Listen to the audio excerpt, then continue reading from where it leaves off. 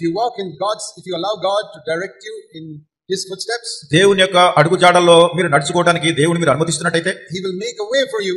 మీకు ఆయన ఒక మార్గాన్ని సరళం చేస్తారు If you walk in those footsteps. ఆ అడుగుజాడల్లో మీరు నడిస్తే. Now notice it says in this verse.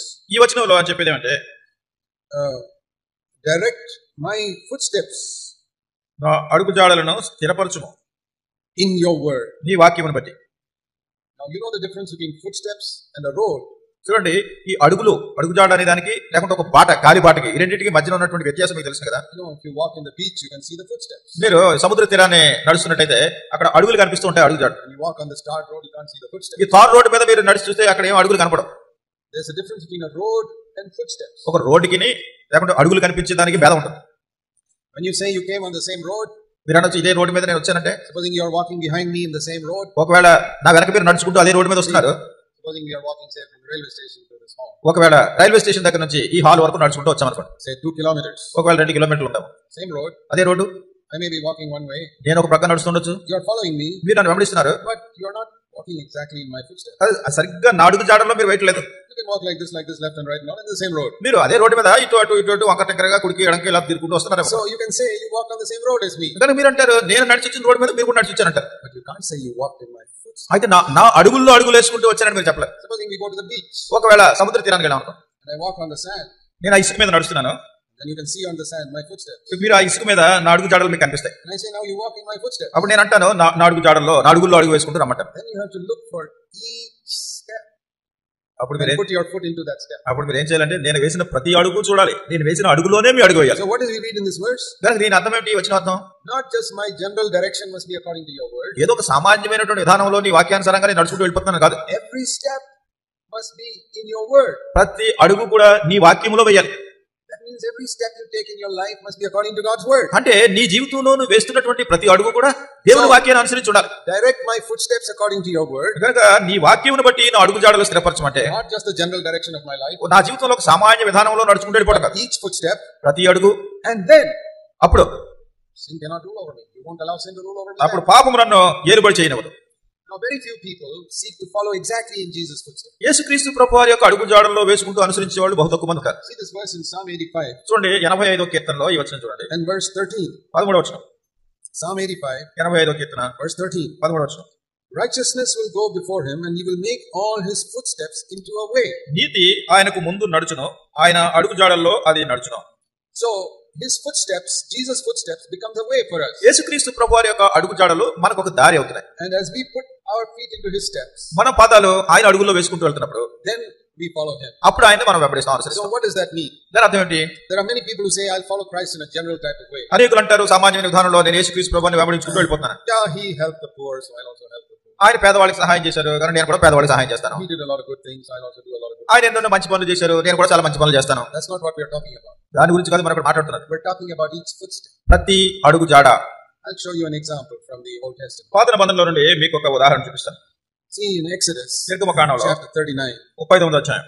We read there about how Moses completed the tabernacle. మోషే ఏ రీతిగా ఈ ప్రత్యక్ష గుడారాన్ని పూర్తి చేశాడనే దాని గురించి చదువుతాం. In the Old Testament tabernacle, if you read Exodus chapter 25 onwards, God gave very detailed instructions how to build it. పాత నిబంధనలో ఉన్నటువంటి ప్రత్యక్షపు గుడారము నిర్గమకాండము 25వ అధ్యాయం నుండి మనం చదివినట్లయితే దాన్ని ఏ రీతిగా దాన్ని నిర్మించాలో చాలా జాగ్రత్తగా నమూనా నాయ ప్రభువు చెప్తూ వచ్చారు. How high it should be, how long it should be, అది ఎంత ఎత్తు ఉండాలి, ఎంత పొడవు ఉండాలి, what cloth you should use, దానికి ఎటువంటి బట్టను ఉపయోగించాలి, what type of animal skin, ఎటువంటి జంతువు యొక్క చర్మం ఉపయోగించాలి, what type of gold, what type of wood, ఎటువంటి కర్రను ఉపయోగించాలి, and where you should use gold and where you should use silver, బంగారాన్ని ఎక్కడ పొదిగించాలి, వెండిని ఎక్కడ పొదిగించాలి, and Aaron's dress and all, exactly God gave directions. అహరోను వేసుకోవాల్సినటువంటి దుస్తులు కూడా ఇవన్నీ కూడా ప్రభు పూర్తి ఈ నియమాలని చెప్పారు. That was God's house. అది దేవుని ఇల్లు. So what do we learn from that? దాని నుంచి మనం ఏం నేర్చుకున్నాం? That was the first house that God gave directions how to build. ఏ రీతిగా ఈ గుడారాన్ని నిర్మించాలి అనేటటువంటిది దేవుడు మొట్టమొదటిసారిగా తన మొట్టమొదటి గృహాన్ని గురించి నియమాలు చెప్పారు. What we learn from that? దాని నుంచి మనం నేర్చుకున్నది ఏమంటే when you build God's house you have to be very exact according to every detail he has given. దేవుని ఇంటిని మీరు నిర్మిస్తున్నప్పుడు ఆయన చెప్పినటువంటి వివరాలనే తూచా తప్పకుండా దాన్ని అనుసరించే నిర్మించాలి. Now this is important for us today because today the church is God's house. ఇది నాని సంఘం అనేది దేవుని ఇల్లు కనుక ఇది మనకు చాలా ప్రాముఖ్యమైనది. Your family is also God's house. మరి నీ కుటుంబం కూడా దేవునిలే. Everything in your home must be done exactly like the tabernacle. Every detail ఈ గృహంలో ఉన్నటువంటి ప్రతిదీ కూడా దేవుని వాక్యాన్ని అనుసరించి ప్రత్యక్ష గుడారాన్ని నిర్మించడానికి ప్రభు ఏం చెప్పారో అలాగే ఉండాలి వాక్యానుసారంగా. See Exodus 39. చూడండి నిర్గమకాండం 39. It says here that everything that Moses did was exactly as the Lord had commanded. ఇక్కడ మోషే చేసేది ప్రతిదీ కూడా ప్రభు ఆజ్ఞాపించినట్టే చేశాడు. See last part to verse 1, 39, Exodus 39. నిర్గమకాండం 39 verse 1. మొదటి వచనం. The last part it says, just as the Lord commanded Moses. యెహోవా తెలుగు బైబిల్లో మొదటి భాగంలో ఉంది. యెహోవా మోషేకు ఆజ్ఞాపించినట్టు. Again in verse 5. మళ్ళా 5వ వచనంలో. Again in verse 7. మళ్ళా 7వ వచనంలో. And again further down in verse 21. తర్వాత 21వ వచనంలో అదే మాట. Again in verse 26. 26వ వచనంలో కూడా అదే. Again verse 29. 29వ వచనంలో. Again verse 31. 31వ వచనంలో. Again 32. 32వ వచనంలో. And again further down in verse 42. 42వ వచనంలో కూడా అదే. And 43. 43వ వచనంలో కూడా. Then in chapter 40. 40వ వచనంలో. 40వ అధ్యాయంలో. verse 16. 16వ వచనం. 19. 19వ వచనం. 21. 21వ వచనం. 23. 23వ వచనం. 25. 25వ వచనం. 27. 27వ వచనం. 29. 29. 32. 32వ వచనం. How many times? ఎన్నిసార్లు చెప్పబడుతుంది? Same expression. అదే మాట.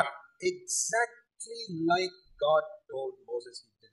దేవుడు మోషేకు ఆజ్ఞాపించినట్టుగా ఆయన చేసినాడు. He did not use his own mind and say, I think we can change this a little bit. ఆయన తన సొంత జ్ఞానాన్ని ఉపయోగించి దీనేదో నేను కొంచెం మారుస్తాను అని చెప్పలేదు. And because he did it like that, ఆయన అట్లా చేసినాడు కనుక it says, thus, verse 33, Moses finished the work. 33వ వచనంలో ఆ రీతిగా మోషే అలాగున పనికి సంపూర్తి చేశాడు. Verse 34, the glory of the Lord filled the tabernacle. 34వ వచనంలో దేవుని మహిమ ఆ ప్రత్యక్ష గుడారమును కమ్మెను. You know why the glory of the Lord is not filling many churches today? ఈ దినాల్లో అనేకమైనటువంటి సంఘాలని దేవుని మహిమ ఎందుకు నింపట్లేదు తెలుసునా? Because the leaders and the elders are not doing everything exactly like God commanded. ఎందుకంటే అక్కడ ఉన్నటువంటి నాయకులు గాని అక్కడ ఉన్నటువంటి పెద్దలు గాని దేవుడు ఏం ఆజ్ఞాపించాడో దాన్ని అనుసరించి కేవలం అదే రీతిగా చేయకుండా ఉండటాన్ని బట్టి They are doing it in a general way. Not exactly. సామాన్య విధానంలో చేసుకుపోతున్నారే గానీ దేవుడు చెప్పిన దాన్ని చాలా ఖచ్చితంగా అనుసరించట్లేదు. I told you there's a difference between following me on a road in a general way and following my exact footsteps. నేను మీకు చెప్పాను కదా, సామాన్యంగా రోడ్డు మీద వెనకాలే నడుచుకుంటూ వెళ్ళిపోవడం వేరు, అడుగులో అడుగు వేసుకుంటూ నడవడం వేరు. So many people, many Christians today are following the Lord in a sort of general way. అనేక మంది క్రైస్తవులు ఈ దినాల్లో ప్రభువుని సామాన్య విధానంలో అనుసరించి వెళ్ళిపోతారు. Yeah, we should not harm anybody. మనం ఎవరికి హాని చేయకూడదు, We must be good. మంచిగా మాట్లాడాలి, Do some missionary work. కొంత మిషనరీ పని చేయాలి, Give out a few tracts. కొన్ని పత్రికలు పంచి పెడుతుండాలి. We must come for meetings every Sunday and at least once more in a week. మరి ప్రతి ఆదివారం గుడికి రావాలి, మధ్యలో వారానికి ఒకసారి కూడా మందిరానికి రావాలి. Read the Bible also every day. Bible కూడా ప్రతిరోజు చదువుకుంటూ ఉండాలి. But to read the Bible exactly and do exactly as it says in everything like Moses did, very few people are doing that. మోషే చేసినట్టుగా ప్రతిదీ కూడా దేవుని యొక్క ఆజ్ఞను అనుసరించి బైబిల్ చదవటం గానీ, చదివినటువంటి బైబిల్ని అనుసరించి జీవించడం గానీ మోషే చేసినట్టుగా మన అక్షరానుసారంగా చేస్తున్నామా? So when I was born again, I belonged to an Orthodox church, which is somewhat like Roman Catholic church. మరి నేను తిరిగి జన్మించినప్పుడు ఆ సందర్భంలో నేను చాలా నిష్ట కలిగినటువంటి ఒక సంఘంలో, అది రోమన్ కాథలిక్ సంఘంలో ఉంటాడు. So when I began to read God's word after I was born again, నేను తిరిగి జన్మించిన తర్వాత దేవుని వాక్యం చదువుతున్నప్పుడు I saw so many things in that church which are not according to God's word. నేను చూశాను ఆ సంఘంలో జరుగుతున్న అనేకమైన సంగతులు దేవుని వాక్యానుసారమైనవి కావు. So I said, no, I'm not going to disobey God's word. I will obey God's word. If that is different, then I leave that. నేను అనుకున్నాను ఇవన్నీ దేవుని వాక్యానుసారంగా లేవు, కానీ దేవుని వాక్యానికి నేను విధేయత చూపించాలంటే ఇంకా ఆ చర్చను వదిలేయాలి. For example, I was baptized as a child in that church. ఉదాహరణ చూడండి, నేను ఆ సంఘంలో చిన్న బిడ్డగా ఉన్నప్పుడు బాప్తిసం తీసుకున్నాను. So I was born again. నేను తిరిగి జన్మించాను. And I did not know whether to be baptized again or what. మరి అసలు మన బాప్తిసం తీసుకోవాలో ఎందుకు తీసుకోవాలి ఇది నాకు తెలియదు. For 1.5 years after I was born again, I was not baptized. మరి తిరిగి జన్మించిన తర్వాత 1.5 సంవత్సరం వరకు కూడా నేను బాప్తిసం తీసుకోలేదు. And for 1.5 years, I did not grow spiritually. మరి ఆ 1.5 సంవత్సరం కూడా ఆత్మీయంగా నేను ఎదగలేదు. If I knelt down to pray, ప్రార్థన చేయడానికి మోకరిస్తే God would say, you're not listening to me, why should I listen to you? మరి దేవుడు అంటున్నాడు, నీవు నేను చెప్పింది వినడం లేదు, కానీ నువ్వు చెప్పింది నేను ఎందుకు వినాలి? Supposing you're disobeying God in some area in your life today, ఒకవేళ ఇది నీ యొక్క జీవితంలో ఏదో ఒక భాగంలో దేవునికి అవిధేయత చూపిస్తున్నారు, and then you pray, అప్పుడు ప్రార్థన చేస్తారు. God will say the same thing to you. ప్రభు అదే సంగతి మీతో కూడా చెప్తారు. You're not listening to me, why should I listen to you? నేను చెప్పేది నువ్వు వినడం లేదు, నువ్వు చెప్పేది నేను ఎందుకు వినాలి? You know who God listens to? మరి దేవుడు ఎవరి ప్రార్థన ఉంటాడో తెలుసా? The Bible says the ears of the Lord are open to the righteous. He దేవుని hears their prayers. దేవుని వాక్యం చెప్తుంది, నీతిమంతుల ప్రార్థన ఆయన చెవులు చొచ్చిన వారి ప్రార్థన ఆయన వింటాడు. The effective fervent prayer of a righteous man avails much before God. నీతిమంతుని యొక్క విజ్ఞాపన మనఃపూర్వకమైన దేవుని ఎదుట బలమైనదిగా ఉండదు. Why? ఎందుకు? Because the righteous man is a man who's seen each footstep and following the Lord. ఎందుకంటే నీతిమంతుడైనటువంటి వ్యక్తి దేవుని యొక్క ప్రతి అడుగు చూసి అడుగులో అడుగు వేసుకుంటూ వెళ్తున్నాడు. And you know what happened? అప్పుడు ఏం జరుగుతుందో తెలుసా? I decided to get baptized. నేను బాప్తిసం తీసుకోవాలని తీర్మానం Not చేసుకున్నాను. only baptism. బాప్తిసమే కాదు, Everything in the word of God that I saw, I decided I'm going to do that. దేవుని వాక్యంలో ఏదైతే నేను చూస్తానో నేను అది చెయ్యాలి అని తీర్మానం చేసుకున్నాను. If it was difficult, took a long time, I say okay, let it take a long time, but I'm going to do it. ఒకవేళ అది కష్టమైందైతే కొంచెం ఎక్కువ సమయం పడితే అయినా పర్వాలేదు, ఎక్కువ టైం పట్టినా పర్వాలేదు, నేను చేస్తాను. I wanted to see the footsteps of Jesus. యేసుక్రీస్తు ప్రభువారి యొక్క అడుగుజాడలను చూడాలని కోరాను.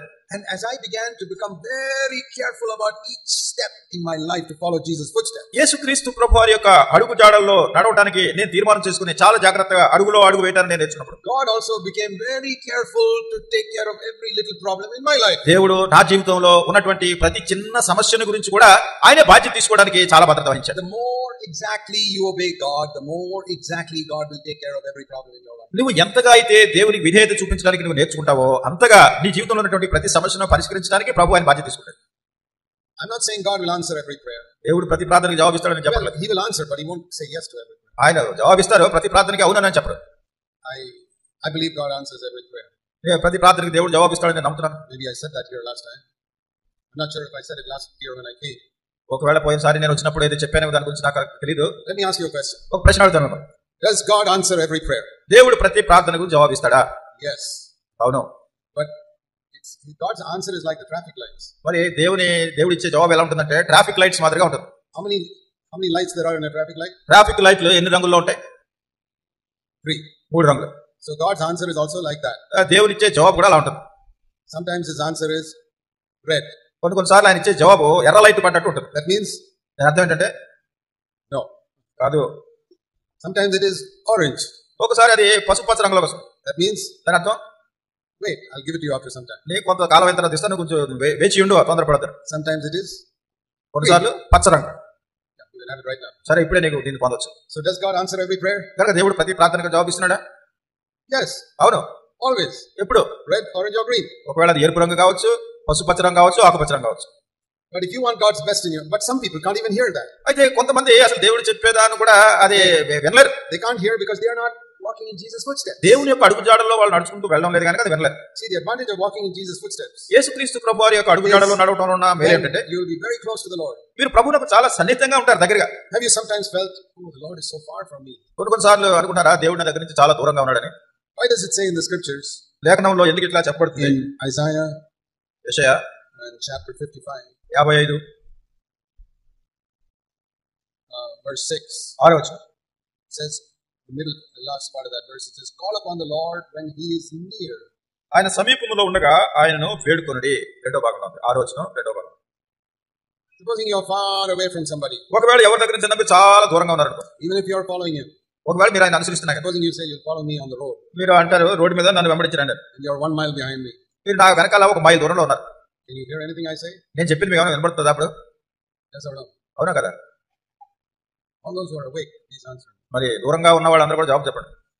If you are 1 mile behind me, can you hear me? నాకు వెనకాల 1 మైల్ దూరంలో మీరు ఉన్నారు, నేను ఏదైనా చెప్తుంటే మీకు వినబడుతుందా అప్పుడు? లేదు. But if you are very close to me, ఒకవేళ మీరు నాకు చాలా దగ్గరగా ఉంటే, even if I whisper, you can hear. ఒకవేళ నేను నెమ్మదిగా గుసగుసలాడినట్టు చెప్పినా కానీ మీకు వినబడుతుంది. So when we walk in Jesus' footsteps, యేసుక్రీస్తు ప్రభువారి అడుగు జాడలో మనం నడుస్తున్నప్పుడు you can hear what he is saying. ఆయన ఏం చెప్తున్నారో చాలా స్పష్టంగా మీరు వినొచ్చు. So when you say, I can't hear what the Lord is saying to me, ప్రభు ఏమంటున్నారో నాకు వినపట్లేదు అని మీరు అంటున్నారు అంటే, that means you are about 1 mile behind him. దాని అర్థం ఏంటంటే ఆయన వెనక మీరు 1 మైల్ దూరంలో ఉన్నారు. He says, call on the Lord when he is near. ప్రభు ఇక్కడ వాక్యం చెప్తుంది ఆయన సమీపంలో ఉండగా మీరు ఆయన వేడుకొనండి. You choose whether you want to be near the Lord or not. కనుక ప్రభువునకు సమీపంగా ఉండాలా దూరంగా ఉండాలా మీరే నిర్ణయం చేసుకోండి. Like, you feel the Lord is speaking to you right now in this meeting, yes or no? ఈ కూటాల్లో ప్రభు మీతో మాట్లాడుతున్నాడని మీరు అనుకుంటున్నారా? అవునా కదా? Did the Lord speak to you in the morning meeting? ఉదయకాల సమయపు కూటంలో ప్రభు మీతో మాట్లాడారా? Yes or no? అవునా కదా? That means you heard his voice. అంటే విన్నారు అంటే ఆయన స్వరాన్ని మీరు విన్నారు. When you hear his voice, that means he's quite close to you. ఆయన స్వరాన్ని మీరు విన్నారు అంటే ఆయన మీకు చాలా సమీపంగా ఉన్నారు. And when there's a mighty anointing on a meeting, the Lord is very near. మరి ఒక కూటంలో దేవుని యొక్క బలమైన అభిషేకం ఉన్నప్పుడు దేవుడు మీకు చాలా సమీపంగా ఉన్నాడు. Then we hear its voice so clearly. ఆయన స్వరాన్ని మనం చాలా స్పష్టంగా మనం వింటున్నప్పుడు. And at that time it says we must call upon him. Call upon him when he is near. ఆ సమయంలో మనం ఆయనకు మొరపెట్టాలి. ఆయన సమీపంలో ఉండగా మీరు ఆయనకు వేడుకొనండి. And sometimes when we have special meetings and there's so much prayer and we come together, we hear the voice of the Lord very clearly. It means he's very near. కొన్నిసార్లు మనం ప్రత్యేకమైనటువంటి కూటాలకు వెళ్తున్నప్పుడు ఎన్నో గొప్ప ప్రార్థన జరుగుతున్నప్పుడు దేవుని సన్నిధి మనకు సమీపంగా ఉంటుంది. ఆయన సమీపంగా ఉన్నప్పుడు మనం ఆయన స్వరాన్ని వింటూ ఉండాలి. That's the time to call upon him. ఆ సమయంలోనే మనం ఆయనకు మొరపెట్టాలి. What should we ask him for? దేని కొరకు మనం అడగాలి? I'll tell you what we should ask him. మరి ఏం అడగాలో చెప్తాను. Say, Lord, make your footsteps clear for me to walk in. ఓ ప్రభువా నేను నడవడానికి నీ అడుగు జాడలు నాకు స్పష్టమైనవిగా చూపించు. But if you go to him with a big list of all the problems and sicknesses and all you have, అయితే మీరు కలిగి ఉన్నటువంటి మీ సమస్యలు రోగాలు అన్నో పెద్ద పట్టి తయారు చేసుకుని ఆయన దగ్గరికి వెళ్తున్నారు. okay, you may get an answer to those things. సరే వాటికి మీకు జవాబు రావచ్చు. But you'll miss the main thing in life. అయితే జీవితంలో అసలు ప్రాముఖ్యమైన సంగతిని మీరు కోల్పోతారు. I'll tell you my own testimony. నా సొంత సాక్ష్యాన్ని చెప్తాను. I hardly ever pray for any sickness or problems in my life at all. నా జీవితంలో ఉన్నటువంటి సమస్యల గురించి కానీ అనారోగ్యం గురించి కానీ నా స్వయాన్ని గురించి నేను అసలు పెద్ద ప్రార్థన చేయను. I can't even remember when was the last time I prayed for those things. వాటి గురించి అసలు నేను పోయినసారి ఎప్పుడు ప్రార్థన చేసినా కూడా నాకు జ్ఞాపకం ఉండదు. I say, Lord, this is my prayer. I say, Lord, show me what you want me to do today. నా ప్రార్థన అంతా ఏమిటంటే, ప్రభువా ఈ రోజు నేను ఏం చేయాలని కోరుతున్నావు నాకు చూపించు. Help me to hear your voice. నీ స్వరం వినేటట్టుగా నాకు సహాయం చేయి. To obey you. నీకు విధేయత to see చూపించు. your footsteps. నీ అడుగుజాడలు చూసేట్టు. And when I pray that prayer, ఆ ప్రార్థన చేసినప్పుడు all the sickness gets healed, all the problems get taken care of by themselves. మరి నాకున్నటువంటి రోగం కానీ నాకున్న సమస్యలు కానీ వాటన్నిటికీ దానంతటా జవాబులు వస్తాయి. I want to recommend that you do that. అది మీరు కూడా చేయాలని మీకు సిఫారసు చేస్తున్నాను. Make this your prayer. దీన్ని మీ ప్రార్థనగా చేసుకోండి. Like we saw in Psalm 119. 119వ కీర్తనలో మనం చూసినట్టు. Direct my footsteps in your word. నీ యొక్క వాక్యం చేత నా అడుగుజాడలు స్థిరపరచుము. Because I don't want sin to rule over me. ఎందుకంటే పాపము నా మీద పరిపాలన చేయాలని నేను కోరను. And Lord, I want to show you to show me every footstep in your word. I have to put my feet in. ప్రభువా నీ వాక్యములో ఉన్నటువంటి ప్రతి అడుగు నాకు చూపించు, దానిలో నా అడుగు వేస్తాను నేను. Let me turn you to Isaiah chapter 66. యెషయా గ్రంథము 66వ అధ్యాయంలో. You know, it's a wonderful thing when God looks with favor upon us. దేవుడు మన ఎడల తన కనికరం చూపిస్తూ చూడడం అనేది చాలా అద్భుతకరమైన సంగతి.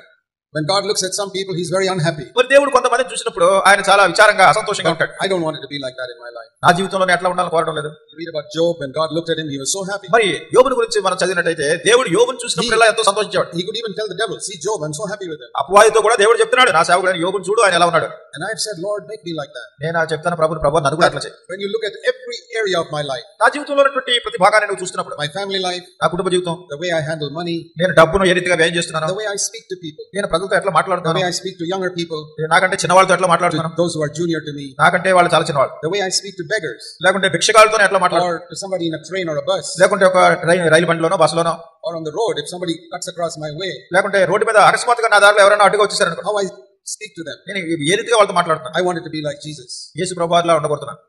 And when we are seeking to be exact like that and walk in Jesus' footsteps, యేసుక్రీస్తు ప్రభువు యొక్క అడుగు జాడల్లో మనం నడుస్తూ అట్లానే ఉండాలని మనం కోరుకున్నప్పుడు God can help us. ప్రభు మనకు సహాయం చేస్తారు. But see what it says here in Isaiah 66. యెషయా గ్రంథం 66వ అధ్యాయంలో The Lord says, heaven is my throne, verse 1. మొదటి వచనంలో ఆకాశం నా The సింహాసనం, earth is my footstool. భూమి నా పాదపీఠము. So where is the house that you can build for me? మీరు నా నిమిత్తము కట్టను ఉద్దేశించి ఇల్లు ఏపాటిది. See, the whole of heaven is a throne. చూడండి, ఆకాశం అంతా కూడా సింహాసనంగా ఉంది.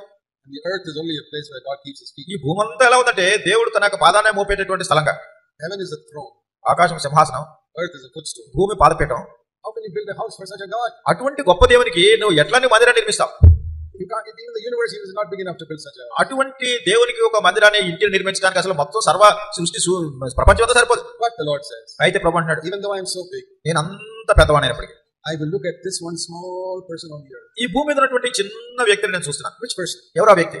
You can be this person. మీరు ఆ వ్యక్తిగా ఉండొచ్చు. It says here, ఇక్కడ చెప్పబడుతుంది the last part of verse 2, రెండవ వచనంలో, I will look at one who is humble and contrite, who trembles at my word. ఎవడు దీనుడై నలిగిన హృదయము గలవాడై నా మాట విని వణుకుచుండునో వారినే నేను దృష్టించున్నాను. Why do you tremble at God's word? దేవుని వాక్యం అంటే మీరు ఎప్పుడు వణుకుతూ ఉంటారు.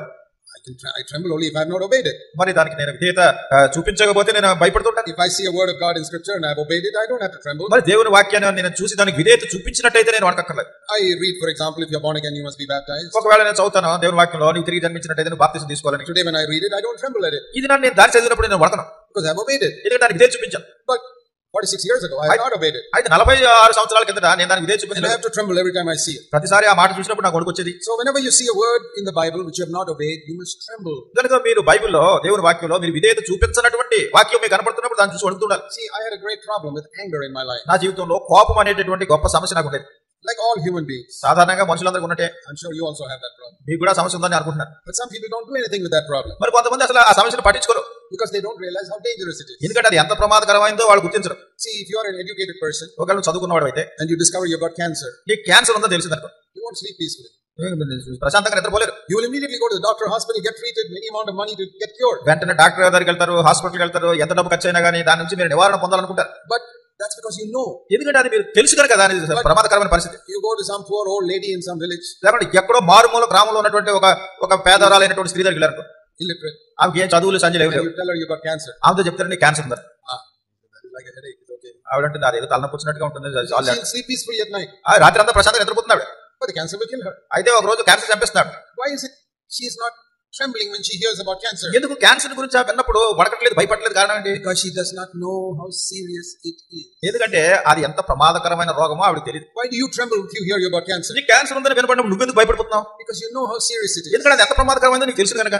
Now, why do you, when you hear that anger is a sin, కోపము అనేటటువంటిది పాపము అని మీరు విన్నప్పుడు how is it so many believers don't tremble even though they get angry? మరి అనేక మంది విశ్వాసులు వాళ్ళ కోపం వచ్చినా కానీ భయపడలేదు, వణకట్లేదు? కారణం There are so many believers, చాలా మంది విశ్వాసులు even after 15-20 years, తిరిగి జన్మించిన తర్వాత 15 సంవత్సరాలు 20 సంవత్సరాలు కూడా so angry with their co-workers, వాళ్ళ జత పని వాళ్ళ మీద ఎంతో కోపం వచ్చేస్తుంది, preachers బోధకులకి కోపం వచ్చేస్తుంది, get angry. వాళ్ళ కోపం. I was in one meeting. ఒకసారి ఒక మీటింగ్ లో ఉన్నారు. One American man was preaching. ఒక అమెరికా ఆయన బోధ చేస్తున్నారు. This is nearly 30 years ago. ఇది ఇంచుమించు 30 సంవత్సరాల కింద బెంగళూరులో. And some man was translating into Kannada for him. ఆయన ఇంగ్లీష్ లో చెప్తుంటే ఒక సహోదరుడు కన్నడలో తర్జుమా చేస్తారు. So this American accent, this poor brother could not understand his American accent. ఈ అమెరికా వాళ్ళు మాట్లాడే భాష శైలి ఇంగ్లీష్ది, ఈ కన్నడ ఆయనకు పూర్తి గ్రహింపు కావట్లేదు. So he was struggling to translate. కనుక అది తర్జుమా చేయడానికి ఎంతో కష్టపడిపోతున్నాడు. And this preacher was getting more and more angry. ఈ బోధకునికి చాలా కోపం వచ్చేస్తుంది. And once when he took a long time, ఒకసారి ఆయన చెప్పిన దానికి ఈయన కన్నడలో తర్జుమా చేయడానికి ఎక్కువ టైం తీసుకున్నాడు. caught him by the neck and put him near the mic. ఆయన మెడపట్టుకుని ఇలా మైక్ దగ్గరికి వెళ్ళి ముందుకు నెట్టేశాడు. Closed his Bible and put it into a suitcase and went off to his hotel. Bible మూసేశాడు, సూట్ కేసులో పెట్టుకున్నాడు, హోటల్కి వెళ్ళిపోయాడు. Do you think that man is a disciple of Jesus? ఆయన యేసుక్రీస్తు ప్రభువారి శిష్యుడు అని మీరు అనుకుంటున్నారా? They have a lot of money in America, so they fly and come here. But what can they teach people? మరి ఎంతో అమెరికాలో వాళ్ళకి ఎంతో డబ్బు ఉంది, విమానాల్లో ప్రయాణాలు చేసి ఇక్కడికి వస్తున్నారు, ఏం బోధిస్తారు? I sat in that meeting and I said, I don't want to hear any of these people anymore. They have got nothing to teach me. కనుక ఆ మీటింగ్ లో నేను కూర్చున్నాను. నేను అనుకున్నాను వీళ్ళకి బోధించడానికి ఏమీ లేదు, ఏ మాత్రం అసలు నేను He చెప్పి came for a big healing meeting. ఆయన ఏదో పెద్ద స్వస్థత కూటాల కోసం వచ్చాడు. All deceivers. అంతా మోసం చేశాడు. So that man is not trembling when the word of God says we should give up all anger. కోపం అనేది నువ్వు విడిచిపెట్టేయాలి ఆ దేవుని వాక్యం చెప్తే దానికి ఏం వణుకు రావట్లేదు. So I read this verse ఈ వచనం చదివాను నేను in Ephesians chapter 4. ఎఫెసీయులకు రాసిన పత్రిక 4వ అధ్యాయం. Ephesians 4 verse 31. ఎఫెసీయులకు రాసిన పత్రిక 4వ అధ్యాయం 31వ వచనం. It says here, let all bitterness and wrath and anger and clamor and slander be put away from you. సమస్తమైన ద్వేషము, కోపము, క్రోధము, అల్లరి, దూషణ, సకలమైన దుష్టత్వము మీరు విసర్జించుడి. It says all anger. సమస్తమైన కోపము. Samastamaina, what does that mean? సమస్తమైన అంటే మొత్తం అంతా ఇక. There's nothing left. Everything was gone. Everything must go. అంతా వెళ్ళిపోవాలి. Do you obey that word? ఆ మాటకి మీరు ఇదే చూపిస్తున్నారా? All bitterness. మీకున్నటువంటి క్రోధం అంతా, ద్వేషం, all speaking evil of others, ఇతరుల గురించి మీరు చెడు మాట్లాడేటటువంటి దూషణ మాటలన్నీ, all hatred, సమస్తమైనటువంటి ద్వేషం. I'll tell you, for the next 365 days, take that one verse and obey it. అన్నాను రాబోయే 365 రోజులు అంటే సంవత్సరం ఆ ఒక్క మాట తీసుకుని దానికి మీరు ఇదే చూపించారు. Because you won't be able to get it all rid of it in one day. ఎందుకంటే ఇదంతా ఒక రోజులో మీరు దాన్ని అంతటిని కూడా మీరు దానికి లోబడకపోవచ్చు. You know, when supposing you have not lived you've gone away from your house for many months. ఒకవేళ మీ ఇంట్లో మీరు లేకుండా చాలా నెలలుగా మీరు అక్కడ బయట ఉన్నారు. My wife and I have been traveling here and there for many months recently. మరి కొద్ది కాలం క్రితం నేను నా భార్య అనేక నెలలుగా అక్కడక్కడ ప్రయాణాలు చేస్తూ వచ్చాం. When we came to our house, we found so many white ants and so many cupboards. మేము ఇంటికి వచ్చిన తర్వాత అనేకమైనటువంటి కబోర్డ్స్ లో ఈ చెదలు పట్టేసి ఉన్నాయి కొన్ని. They were filling up the place because we were not there for so long. ఎంతో కాలం మేము లేవు కనుక ఇవన్నీ చెదలు అక్కడక్కడ అలుపుకున్నాయి. Many of our hearts are like that. మన హృదయాలు అట్లా ఉంటున్నాయి. It has not been cleansed for a long time. ఎంతో కాలంగా ఇది శుద్ధీకరించబడలేదు. We have not trembled at God's word. దేవుని వాక్యాన్ని మనం ఉడకలేదు. We have not asked God to direct our footsteps, each step in God's word. దేవుని యొక్క వాక్యంలో మన ప్రతి అడుగు వేసి దాన్ని స్థిరపరచాలని దేవుడు అడగలేదు. So let us look at some footsteps here. ఇక్కడ ఉన్నటువంటి కొన్ని అడుగుజాడలు మనం చూద్దాం. Here is one footstep. ఇక్కడ ఒక అడుగు. Let all bitterness be put away from you. సమస్తమైనటువంటి ద్వేషము మీలో నుంచి. That is one footstep. అది ఒక అడుగు. That means all the people in the world against whom you are bitter. ఈ లోకంలో ఉన్నటువంటి ఈ ప్రజలు అందరూ కూడా ఎవరి మీద కూడా ఏ విధమైనటువంటి ద్వేషం లేకుండా, people who cheated you, ప్రజలు మిమ్మల్ని మోసం చేసిన వాళ్ళు, neighbors who trouble you, మిమ్మల్ని కష్టపెట్టిన పొరుగు వాళ్ళు, your mother-in-law who's been troubling you, లేకుంటే మీ అత్తగారు మిమ్మల్ని కష్టపడుతుంది, or some brother who cheated you in the family property, లేకుంటే మీ కుటుంబ ఆస్తిపాస్తుల విషయంలో ఒక సహోదరుడు మిమ్మల్ని మోసం చేశాడు, or some neighbor, లేకుంటే మీ or some boss in the office, లేకుంటే ఆఫీసులో ఉన్న మీ యజమాని, or 20 years ago somebody did some harm to you, లేకుంటే 20 సంవత్సరాల కిందట ఎవరో మీకు ఎప్పుడు హాని చేశారు. all bitterness, సమస్తమైనటువంటి ద్వేషం. there must not even be one thing left in your heart. మీ హృదయంలో ఒక్కటి కూడా మిగిలి ఉండకూడదు. Then you can put your foot in that footstep of Jesus. అప్పుడు యేసుక్రీస్తు ప్రభువారి యొక్క అడుగులో మీ అడుగు వేయాలి. That is the footstep in God's word. అది దేవుని వాక్యంలో ఉన్నటువంటి అడుగుది. What do we read in this verse behind us? Direct our footsteps into your word. ఈ వెనుకున్నటువంటి ఈ వచనం మన కూటాలకు ముఖ్య అంశం. నా అడుగులలో స్థిరపరచుము. See, I told you, many people don't look at the footsteps. They generally say, yeah, we are following the అనేకులు ఈ యొక్క అడుగులు అడుగు పెట్టడానికి చూడరు. ఎంత సామాన్యంగా వాటిలో దారిలో నడిచి వెళ్తారు. yeah, we are going in the same road. అవును, మేము అందరం ఒకే రోడ్డులో వెళ్తున్నాం. We are going to heaven like he went to heaven. మేము పరలోకానికి మేము అందరం కలిసి అలా వెళ్ళిపోతున్నాం. No, you're not. లేదు, కాదు. If you want to find out, see the footsteps. నువ్వు దాన్ని కనుగొనాలంటే ప్రభువారి అడుగుజాడల ముందు చూడు. What did we read in Psalm 85:13? 85వ కీర్తన 13వ వచనంలో ఏం చదువుతాం? The footsteps become the way. ఈ యొక్క అడుగుజాడలు అదే మార్గంగా స్థిరపడుతున్నాయి. When you put your foot in the footsteps, then you can reach. Then that is the way. ఆ యొక్క అడుగులో నీ అడుగు వేసుకుంటూ నువ్వు వెళ్తున్నప్పుడు అదే దారి. Here is one footstep. ఇది ఒక అడుగు. Let all bitterness be put away from you. కనుక సమస్తమైన ద్వేషాన్ని విసర్జించాలి. And then next, let all wrath be put away from you. తర్వాత సమస్తమైన కోపము, all anger, సమస్తమైన క్రోధం, all clamor, yelling, shouting, ఇతరుల మీద అరిచేది, ఇతరుల మీద మీరు గట్టిగా ఈ కోపంతో చడుకునేది, all slander, speaking evil of others, ఇతరుల గురించినటువంటి దూషణ మాట్లాడేది, and all malice, means all hatred of other people. ఇతరుల మీద ఉన్నటువంటి సమస్తమైనటువంటి ద్వేషం. Boy, that's going to take a long time to get rid of all that. ఇవన్నీ విడిచిపెట్టడానికి చాలా టైం పడుతుంది కదా. We took one whole day to clean just one cupboard of all the white ants in our house. మా ఇంట్లో ఉన్నటువంటి ఒక్క cupboard పూర్తిగా దాన్ని శుభ్రపరచడానికి, ఆ చెదలన్నింటినీ తొలగించడానికి ఒక రోజు అంతా పట్టింది. And then another day for another cupboard. మళ్ళీ ఇంకొక రోజు ఇంకో cupboard. But now we are so happy, we painted it all, looks so nice. అయితే ఇప్పుడు అదంతా శుభ్రం చేసి వాటిని బాగా పెయింటింగ్ అది వేసాక సంతోషంగా ఉన్నాం. You need to, it takes time. సమయం పడుతుంది. You can't just sweep it and go in 5 minutes. It doesn't go in 5 ఏదో minutes. ఇలా తుడిచేసి 5 నిమిషాలు వెళ్ళిపోతా ఉంటే జరిగే Say, Lord, search my heart. ప్రభువా నా హృదయాన్ని పరిశోధించు. Have I taken every footstep in your word? నీ మాటలో ఉన్నటువంటి ప్రతి అడుగుని నేను అనుసరించిన అడుగులు వేస్తున్నానా? You may find sometimes these things are a bit difficult. కొన్నిసార్లు ఈ సంగతులు కొన్ని కష్టమైనవి ఉండొచ్చు. Then you have to ask God for grace. అప్పుడు దేవుని కృపను అడగాలి. Because we can't do this on our own. ఎందుకంటే వీటిని మన సొంత శక్తితో మనం చేయలేం. See, even cleaning this cupboard, I could not do it on my own. మా కబోర్డు శుభ్రపరచడానికి కూడా నాతో నేను చేయలేకపోయాను. Oh, some young brothers from our church came to help me. మా చర్చిలో ఉన్న కొంతమంది యవనస్తులైనటువంటి సహోదరులు వచ్చి నాకు సాయం చేశారు. They did a 10 times better job than I could do. నేను చేయగలిగిన దానికంటే 10 రెట్లు వాళ్ళు బాగా చేయగలరు. So we need help from God to clean out our heart. మన హృదయాలను శుద్ధీకరించడానికి దేవుని సహాయాన్ని కోరాలి. Oh Lord, I don't even know where this bitterness is. ఓ ప్రభువా, అసలు ఈ కోపం అనేది ఎక్కడ ఉందో నాకు తెలియట్లేదు. ఈ క్రోధం 20 years I've tried to get over this anger. I'm not able to get over it. 20 సంవత్సరాలుగా ఈ కోపాన్ని తొలగించుకోవాలనుకున్నాను కానీ తొలగించుకోలేకపోయాను. What did we read in Isaiah 66? యెషయా గ్రంథం 66వ అధ్యాయంలో ఏం చదువుతున్నాం? I will look at the person who trembles at my word. ఎవడు దీనుడై నా మాట విని వణుకుచుండునో నేను వారిని దృష్టిస్తున్నాను. Oh, I have not obeyed this commandment. ఓ ప్రభువా, ఈ యొక్క ఆజ్ఞకు నేను విధేయత చూపించలేదు. It's like, supposing you disobey one traffic rule. ఒకవేళ ఇది ఎలా ఉంటుందంటే ట్రాఫిక్ నిబంధన మీరు ఎక్కడ ఒక చోట ఉల్లంఘించారు. Maybe you're going on the scooter and you don't go around the circle, you cut the corner. మీరు స్కూటర్ మీద వెళ్తున్నారు, ఆ సర్కిల్ చుట్టూ తిరిగి రాకుండా ఇలా అడ్డుదారిని మధ్యలో వెళ్ళిపోయారు. And as soon as you turn the corner, a sub-inspector is standing there. మరి అక్కడ మీరు ఈ కార్నర్ ఇది దాటి వెళ్ళిపోతుంటే అక్కడ పోలీస్ ఇన్స్పెక్టర్ అక్కడ నిలబడి ఉన్నాడు. And the trembling starts. అప్పుడు ఇక వణుకు ప్రారంభమవుతుంది. He has caught me. పట్టేసుకున్నాడు పోలీస్ అని. So we must tremble like that at God's word. దేవుని వాక్యం అంటే మనం అట్లా వణుకుతూ ఉండాలి. Oh Lord, ఓ ప్రభువా, you have told me to put away all these things. వీటన్నిటిని విసర్జించాలని నువ్వు చెప్పావు. And I have not put it away. So many years I have not put it away. అయితే అనేక సంవత్సరాలుగా నేను వీటిని విసర్జించలేదు. I was baptized 20 years ago. 20 సంవత్సరాల కింద 10 years ago. 10 సంవత్సరాల And కింద I have not obeyed your word. నీ వాక్యానికి విధేయత చూపించలేదు. Every year I sing the chorus, I will follow you, I will follow you. ప్రతి సంవత్సరం కూడా నిన్ను వెంబడిస్తాను పాటలు పాడేస్తాను. I have not seen your footsteps in your word. అయితే నీ వాక్యములో ఉన్నటువంటి నీ అడుగు జాడలు నేను చూడడం లేదు. So that is a wonderful prayer. ఇది అద్భుతకరమైన ప్రార్థన. Lord, direct my footsteps in your word. ఓ ప్రభువా, నా యొక్క అడుగులు నీ వాక్యంతో స్థిరపరచు. That means left, right, each step. అంటే కుడి ఎడమ ప్రతి అడుగు కూడా ఆయన అనుసరించాడు. Just like Moses. మోషే వలే The Lord said, the board of the tabernacle must be this length. మరి ప్రభువు అని చెప్పారు, ఈ ప్రత్యక్షపు గుడారం యొక్క ఆ పలక ఇంతవరకు ఉండాలి. దాని కొలత. So Moses gets the board and says, tell the people, measure it. మోషే ప్రజలతో చెప్తున్నాడు, దీన్ని ఈ చెక్క పలక తయారు చేయాలని దాన్ని కొలుస్తున్నాడు. He says, there's only 1 inch more, it doesn't matter. ఏదో ఒక్క అంగుళమే కొంచెం ఎక్కువ పొడుగ్గా ఉంది కదా, పర్వాలేదు అంటారు. Moses said, no, cut it. లేదా దాన్ని కోసేయాలి. Then they get another board. ఇంకొక పలక చేస్తున్నారు. It's almost the same size. అది కూడా ఇంచుమించు ఇదే పరిమాణంలో ఉంది. They say Moses is just half inch short, we can use it. వాళ్ళు అంటున్నారు, ఇది ఒక అరంగుళమే తక్కువ ఉంది, పర్లేదు. No, just throw it away. లేదు, దీన్ని బయట పారండి. Make another board. మళ్ళీ కూడా చేయండి. Exactly. సరిగ్గా అట్లానే ప్రభు చెప్పినట్టే. That's how he built the tabernacle. ఆ రీతిగా ప్రత్యక్ష గుడారాన్ని ఆయన నిర్మించాడు. No wonder God spoke to Moses like a man speaks to his friend face to face. ఒక మనుషుడు స్నేహితులతో మాట్లాడినట్టుగా ముఖాముఖిగా దేవుడు మోషేతో మాట్లాడాడు అంటే ఆశ్చర్యం లేదు. I have read that verse in the Old Testament and I say, Lord, speak to me like that. మరి పాత నిబంధనలో నేను ఆ వాక్యాలు చదివినప్పుడు ప్రభువా నీవు నాతో అట్లా మాట్లాడని ప్రార్థించాడు. I want you to speak to me face to face like a man speaks to a friend. ఒక మనుషుడు స్నేహితునితో మాట్లాడినట్టు ముఖాముఖిగా నీవు నాతో మాట్లాడాలని కోరుతున్నాను. You know what the Lord says? ప్రభు ఏమన్నారు తెలుసా?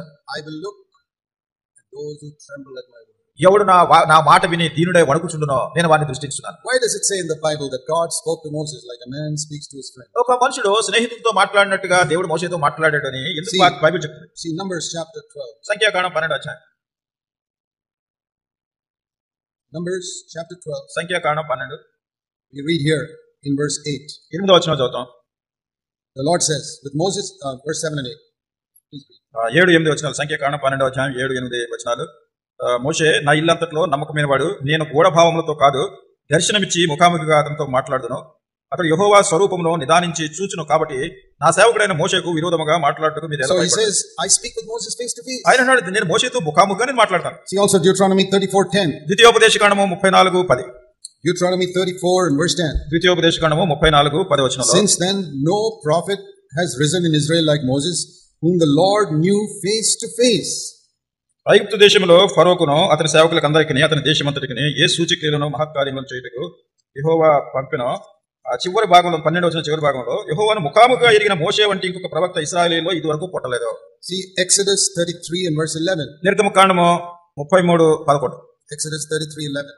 నిర్గమకాండము 33:11. Thus the Lord used to speak to Moses face to face, just as a man speaks to his friend. మనుషుడు తన స్నేహితుడితో మాట్లాడినట్లు యెహోవా మోషేతో ముఖాముఖిగా మాట్లాడుచుండెను. Now when you read a verse like that, ఇట్లాంటి వచనాలు మీరు చదివినప్పుడు what sort of desire comes in your heart? మీ హృదయంలోకి ఎట్లాంటి కోరిక వస్తుంది? I'll tell you what came in my heart. నా హృదయంలోకి ఏమొచ్చిందని చెప్తున్నాను. I said, Lord, do that for me. నేను అన్నాను, ప్రభువా ఇది నాకు ఇట్లా చేయను. I don't want anything in this world. ఈ లోకంలో నాకు వేరే అక్కర్లేదు.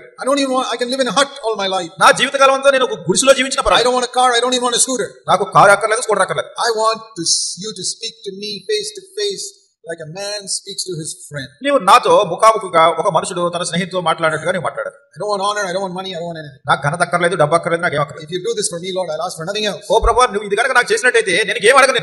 Will you pray like that? మీరు అట్లా ప్రార్థన చేస్తారా? You know what the Lord says? ప్రభు ఏమంటున్నాడు తెలుసా? There's no partiality with me. మరి నా విషయంలో పక్షపాతం లేదు. I will do that for anybody who trembles at my word. నా మాట విని ఎవరు వణుకుతూ ఉంటారో వాళ్ళకి అది నేను చేస్తాను. I will speak face to face. నేను ముఖాముఖిగా నేను మాట్లాడతాను. I will look at those who tremble at my word. Isaiah 66. మరి యెషయా గ్రంథం 56వ అధ్యాయంలో చూసినటువంటిదిగా ఎవరు నా మాట విని వణుకుచున్నారో నేను వాడిని దృష్టించుతాను. Why did he look at Moses like that? దానికి ఎందుకు ఆయన మోషేని అట్లా దృష్టించాడు? Because when the Lord said so many cubits, he made the plank so many cubits. ఎందుకంటే ప్రభువారు మోషేకి చెప్పినట్టుగా ఇది ఇన్ని మూరలు ఉండాలంటే అన్ని మూరలు ఉందో లేదో కరెక్ట్ గా చూస్తున్నాడు. He made it exactly. సరిగ్గా అదే పరిమాణంలో చేస్తున్నాడు. Everything. ప్రతి విషయం. God was so happy because he found one man who will do exactly what he says. దేవుడు ఏమైతే చెప్తున్నాడో ఆ చెప్పినట్టే చేస్తున్నటువంటి ఒక మనుషుడిని దేవుడు కనుగొన్నాడు కనుక దేవుడు ఎంతో సంతోషిస్తున్నాడు. So when I read in the Bible, నేను బైబిల్ చదివినప్పుడు put away all anger. కోపమంతా విసర్జించుడి. What should I say? ఏం చేయాలి? Lord, only little bit is left. ఓ ప్రభా కొంచెం మిగిలింది ఇంకా. That is like those people telling Moses, there's only half an inch more. ఇది ఎట్లా ఉంటుందంటే మోషేతో ఏదో కొంచెం అరంగుడు మీద ఎక్కువ ఉంది. He says, get rid of it. అరంగుడు పనిగా తీశాను.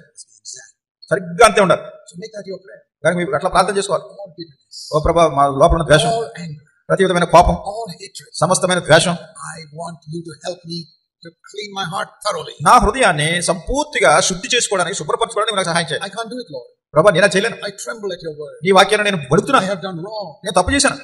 Forgive me. నన్ను క్షమించు. Cleanse me. The blood of Jesus. నన్ను శుద్ధీకరించు క్రీస్తు ప్రభువు రక్తంతో. Give me the power of your Holy Spirit. నీ పరిశుద్ధాత్మ శక్తిని నాకు So అనుగ్రహించు. that not only generally I follow your word, but every footstep in your word I follow. ఏదో సామాన్యంగా నీ వాక్యాలు అనుసరిస్తానని కాదు, ప్రతి మాటను కూడా అడుగులో అడుగు వేసుకుంటూ నేను అనుసరిస్తాను. Then, like we read in Psalm 85:13, అప్పుడు 85వ కీర్తనలో 13వ వచనం those చదివినట్టు footsteps will become a way. ఆ అడుగుజాడలు నాకు ఒక మార్గంగా స్థిరపడుతున్నాయి. One last verse. ఒక చివరి మాట, Psalm 37. కీర్తన 37.